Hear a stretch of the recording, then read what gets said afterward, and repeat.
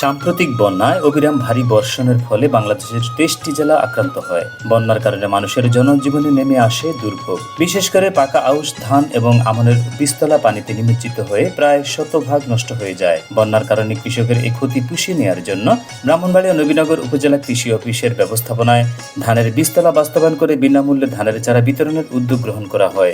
International rice research institute এবং department of agriculture extension যৌথভাবে নবীনগর উপজেলায় 300 শতক বীজতলার কার্যক্রম হাতে নিয়েছি আমরা। এখানে আমরা যেখানে দাঁড়িয়ে আছি সেই নবীনগরের জিনতপুর ইউনিয়ন। এখানে প্রায় 1 একর জমিতে বীজতলা আবাদ হচ্ছে।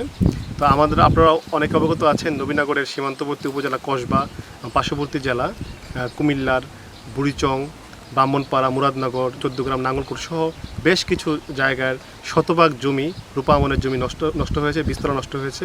তো সেই সমস্ত জায়গাতে যেন বিনামূল্যে বীজতলা সরবরাহ করা যায়, সেই লক্ষ্যে কৃষি মন্ত্রণালয় এই কর্মসূচিটা আমাদেরকে দিয়েছে। তো আমরা খুব সুন্দরভাবেই আদর্শ বীজতলা আকারে আমাদের উপসহকারী কৃষি কর্মকর্তাদের সার্বক্ষণিক মনিটরিংয়ের মাধ্যমে আমাদের কৃষক ভাইরা সেটি বাস্তবায়ন করছে।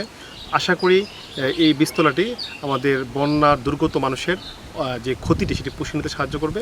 আর জাত হিসাবে আমরা যে জাতগুলো আমরা পেয়েছি, সারা দেশে এই মুহূর্তে বীজের একটা ক্রাইসিস রয়েছে। তারপরেও আমাদের কৃষি মন্ত্রণালয় তাদের বিভিন্ন জায়গা থেকে বীজ সংগ্রহ করেছে। সেই বীজগুলোর মধ্যে আছে বিনাদান 17, বিআর 23, বিধান 39, এই সমস্ত স্বল্পকালীন জাতগুলো যেগুলো হচ্ছে অল্প সময়ে আপনারা ফলন দেবে, সেই জাতগুলো সিলেকশন করেছি। আমরা আশা করি যে এই কার্যক্রমটি আমাদের অন্তত পক্ষে প্রায় 6000 শতক জমিতে, অর্থাৎ আমাদের প্রায় 600 একর জমিতে এটি রোপণ করা সম্ভব হবে।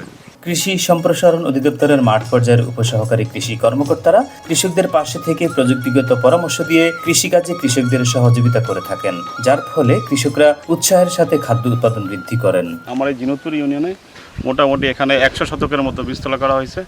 এখন এই বীজতলাটা দেখা যায় আমরা আজ থেকে আর মোটামুটি 20-21 দিন পরেই আমরা এটা মূল জমিতে রোপণ করতে পারবো।